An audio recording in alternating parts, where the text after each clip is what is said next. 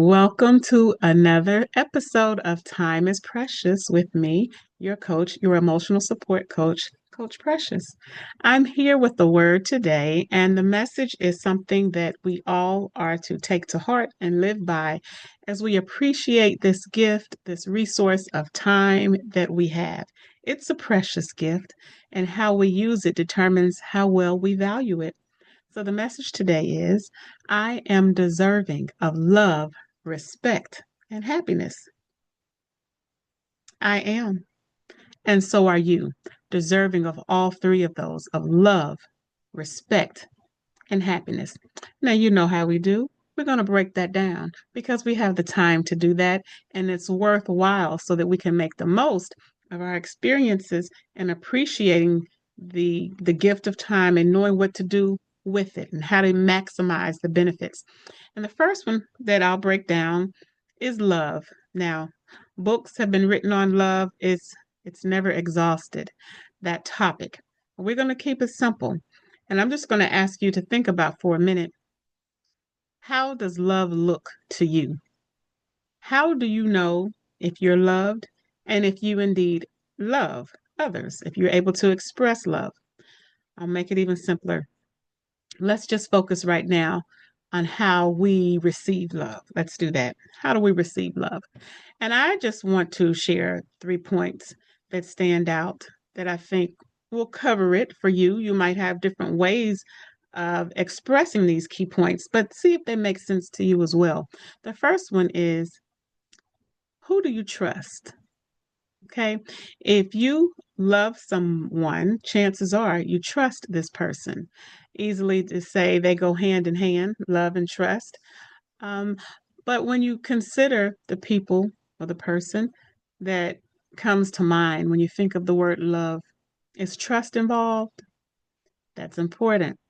Thinking of who we have access to and who has access to us, whom we really love. That's a gift. Are we appreciating it? Are we able to enjoy it? Are we able to identify what love looks like in those relationships? And trust is a factor. I think you would agree. And as we value trust, who are we trustworthy to as well? Because this love is an exchange game. It's a boomerang. What we want, we also express. So are we trustworthy as well? What a gift when we do have the love of someone who we safely can trust in. Who do you enjoy? Okay, when I'm still considering how we're able to appreciate and experience love from someone, who do we enjoy? Who do you enjoy spending time with? It's just a good time. There's our word. It's a good time. You're making an investment when you spend time with others. And that investment is powerful when we get to enjoy it. Who do you enjoy? That's another gift. Recognizing it helps us to maximize the experience more and to appreciate it more, knowing that when we enjoy people, that's another sign, that's another symptom of love. The third point I want to bring to that topic of love is, and it's such an important one, it's to me, and I believe it will be to you as well. Who do you feel safe with? Who do you feel safe around? That's key because there are plenty of people who we're around from day to day. We have to interact with, but not all of them do we feel safe with. Not all of them are we emotionally or psychologically safe with. Safe to be ourselves, safe to not be harmed. Who do you feel safe with? That's another powerful sign of love, safety, because what we value, we preserve.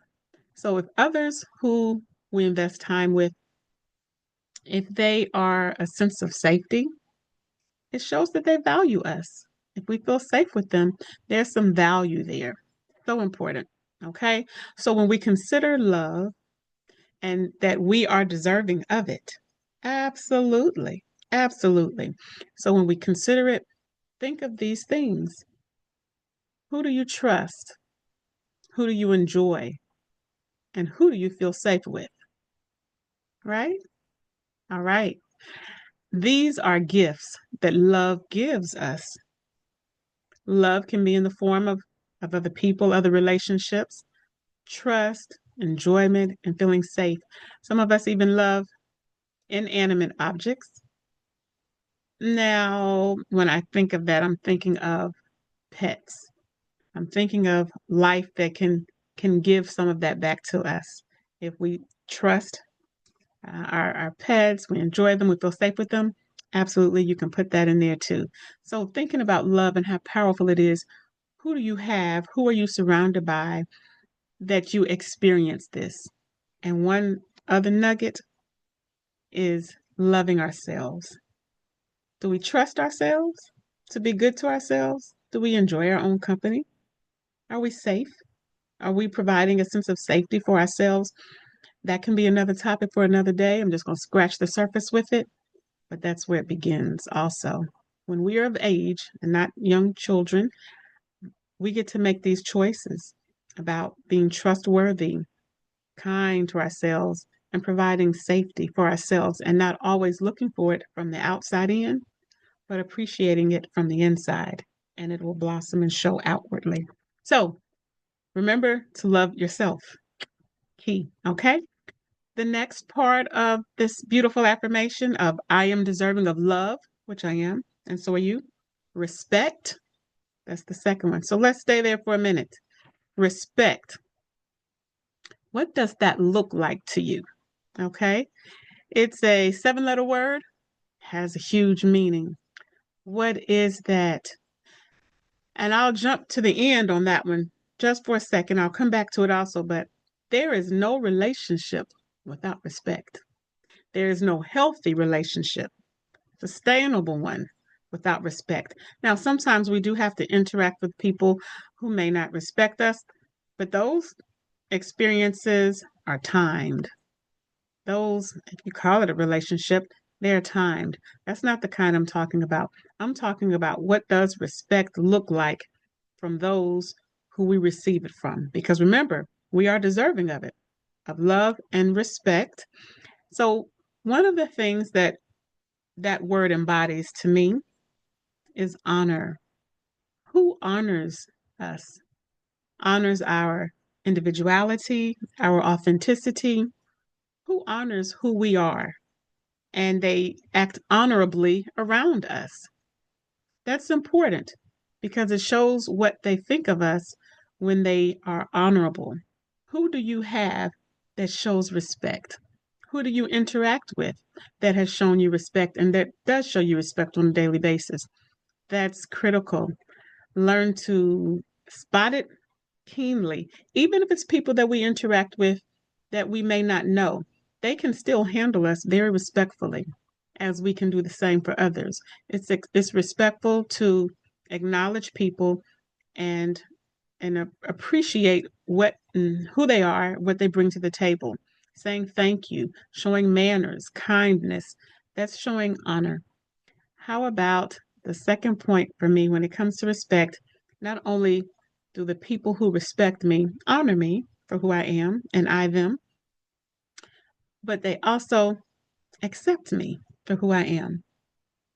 Acceptance is a huge gift. This is not where you can put in your order as to how you want a person to behave, how you want them to be in your space and in your presence.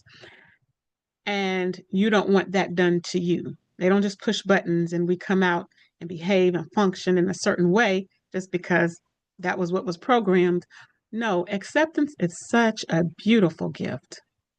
When we accept people, it shows that we honor them, shows that we love them, and it shows that we receive them as being enough right where they are and with who they are. We accept them. Acceptance is a gift. Who have you received that from lately?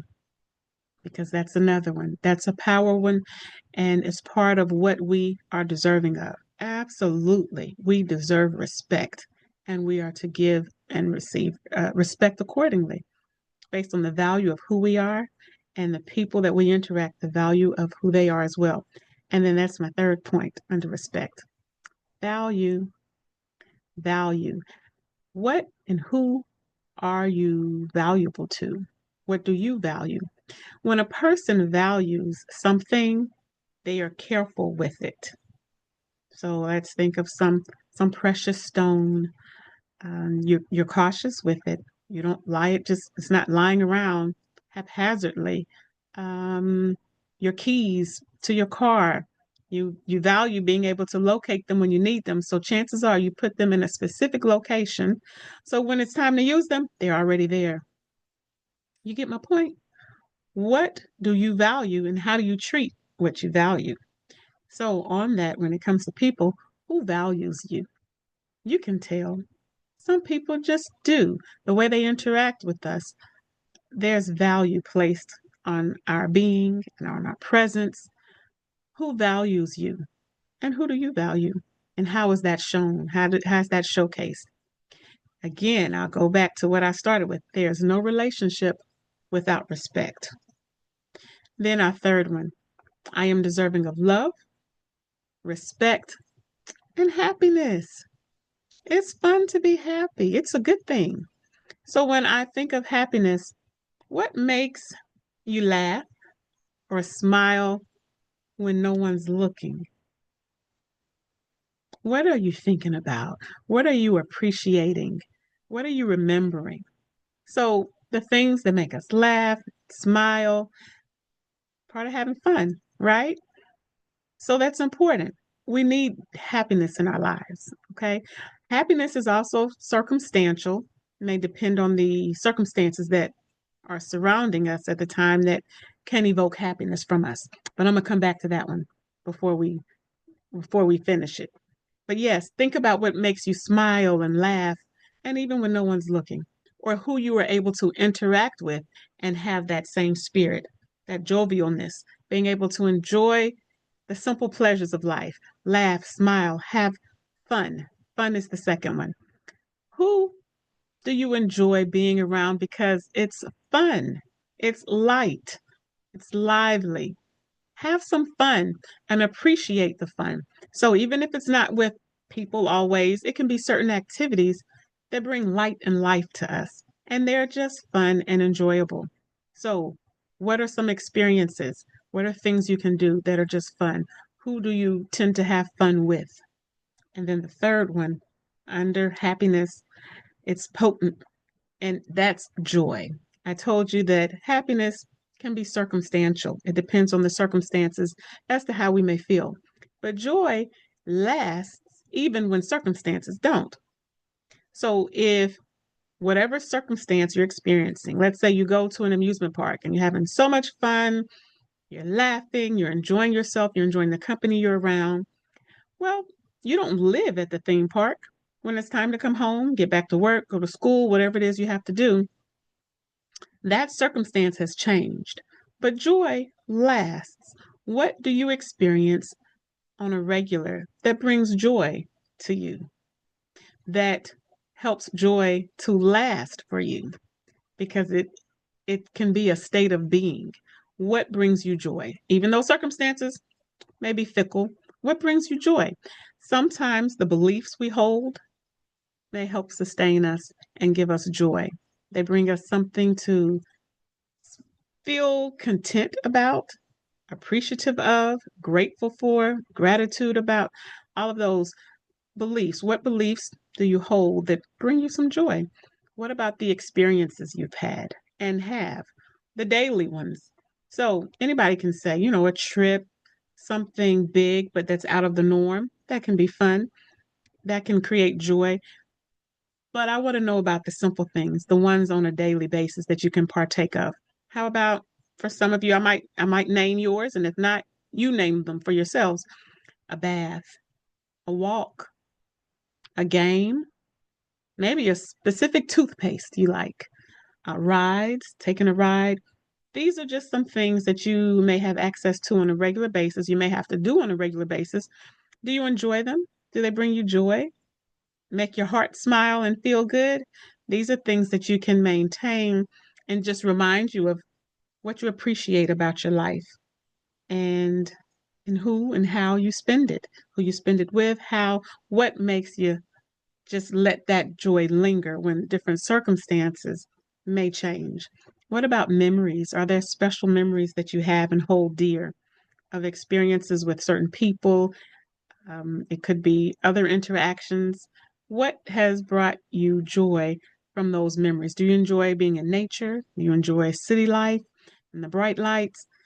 Just memories are very powerful when it comes to that space. So, since we know time is precious, we choose to be intentional about how we use it, how we appreciate it, and how we show it.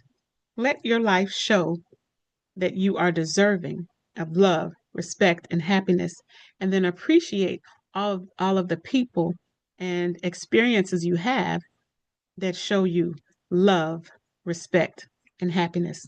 Until next time, peace.